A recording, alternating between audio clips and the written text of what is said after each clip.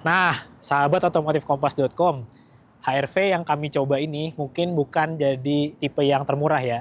Tapi ini adalah varian hybrid yang paling terjangkau. Harganya di kisaran 450 jutaan.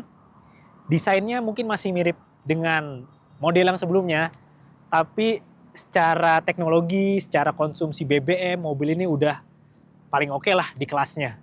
Dan dibandingkan varian RS, tipe yang kami coba ini selisih sekitar 49 juta. Jadi memang cukup besar selisihnya, hampir 50 juta. Dan kebetulan tipe yang kami coba ini merupakan tipe modulo. Jadi ini bisa dibilang di antara varian hybrid termurah dan varian RS. Tapi untuk tipe modulo sendiri dengan tipe yang hybrid paling murah itu bedanya memang nggak banyak. Jadi cuman di tampilan eksteriornya aja. Sementara untuk di interiornya, kemudian untuk fitur-fiturnya, teknologinya, bahkan speknya itu sama aja. Honda HR-V sekarang kayaknya masih jadi primadona di line up Honda Prospect Motor. Apalagi setelah Honda Jazz discontinue. Dari data Gaikindo tahun lalu, HR-V menduduki peringkat kedua model terlaris setelah Honda Brio. Dan sekarang HR-V punya varian hybrid, harusnya jadi makin menarik dibandingkan yang versi sebelumnya. Sebenarnya kita udah coba varian RS Hybrid yang merupakan varian tertinggi.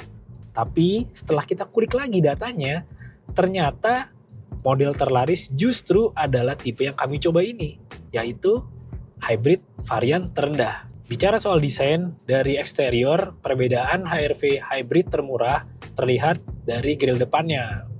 Untuk yang tipe hybrid termurah, ini secara umum mirip seperti varian yang bensin.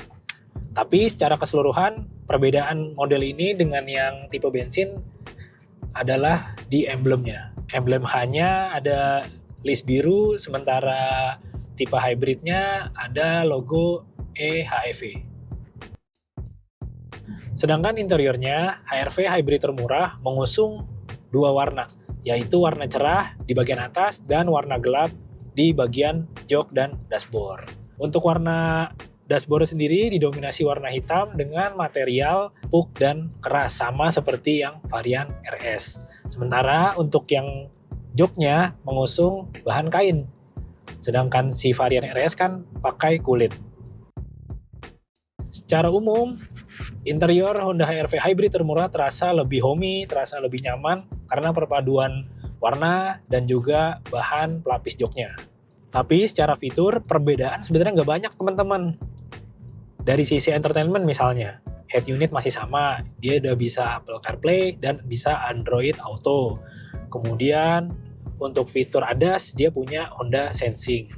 Lalu untuk AC-nya juga sama-sama pakai climate control yang digital. Dan menariknya dia juga masih pakai tombol-tombol, nggak pakai touchscreen, jadi lebih nyaman dioperasikan. Dan kalau kita bicara soal perbedaan, sebenarnya yang pasti kalian notice saat masuk ke HR-V hybrid termurah itu adalah absennya panoramic sunroof.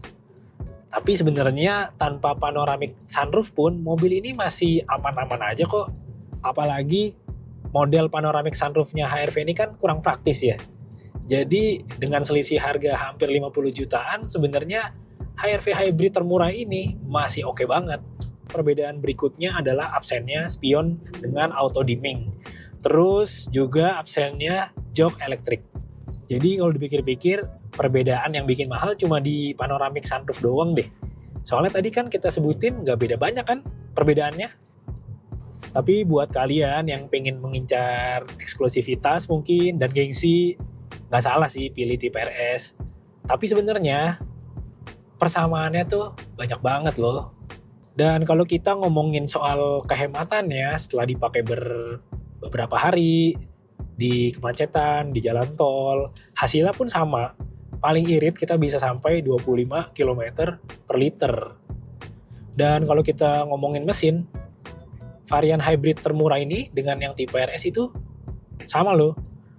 Dengan basic mesin yang sama, hasilnya rasa berkendaranya sama, respons gasnya sama. Soalnya untuk model sebelumnya kan tipe RS dan tipe di bawahnya kan beda. mesinnya. Karena yang dulu kan RS itu turbo, sementara yang sekarang RS-nya hybrid, dan varian bawahnya untuk hybrid sama-sama mesin hybrid juga. Dan untuk yang hybrid termurah ini juga dibekali dengan mode berkendara sama seperti tipe RS, ada mode Eco, normal, dan sport. Dan buat saya sendiri dengan perbedaan harga 50 juta, terus fitur-fiturnya ternyata nggak beda jauh, mesinnya sama, rasa berkendara juga sama, saya pribadi sih mending pilih hybrid termurah ini ya. Rasanya lebih rasional. Tapi meskipun punya beberapa kelebihan, saya masih ada catatan beberapa nih untuk HR-V hybrid termurah. Pertama dari peredaman kabinnya. Saat kita di mode EV, emang suara kabin terasa lebih hening ya. Kalau lagi jalan di aspal senyap gitu. Tapi kalau mesinnya nyala, ternyata raungannya sayup-sayup terdengar ke dalam kabin. Kedua, soal bandingan suspensinya. Dibandingkan yang versi sebelumnya, sebenarnya udah ada improvement nih. Redamannya cukup baik saat melewati jalan kasar. Tapi untuk kelasnya, mobil ini masih dalam kategori rigid. Meskipun begitu, untuk sesi bantingannya secara umum masih tergolong nyaman. Ketiga, kelemahannya menurut saya pribadi ada di sisi audionya. Untuk mobil harga 400 jutaan, head unitnya tergolong biasa aja, dan suara audionya juga nggak oke-oke banget, standar lah. Dan satu catatan terakhir itu ada di kamera 360-nya. Emang sih cukup membantu saat kita berjalan di area yang sempit, atau lagi belok kanan atau belok kiri. Dan cara mengaktifkannya juga kurang praktis. Dia hanya nyala saat kita nge-send. Terus di layar sebenarnya banyak fitur yang kelihatan, tapi nggak bisa kita, layarnya pun resolusinya terbilang rendah, dan yang ditampilin bukan Honda HR-V, tapi CR-V model lama.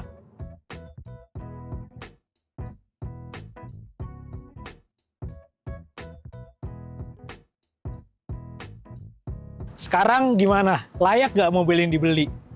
Kalau melihat harganya yang selisihnya cukup besar dengan varian RS, tentu HR-V varian hybrid termurah ini masih sangat layak dibeli di tahun 2026. Karena fitur dan teknologinya sebenarnya tuh nggak beda jauh dengan yang tipe RS. Hanya beda sedikit di tampilan eksterior dan beberapa fitur di interiornya. Jadi secara umum HR-V hybrid termurah masih sangat layak untuk di tahun ini.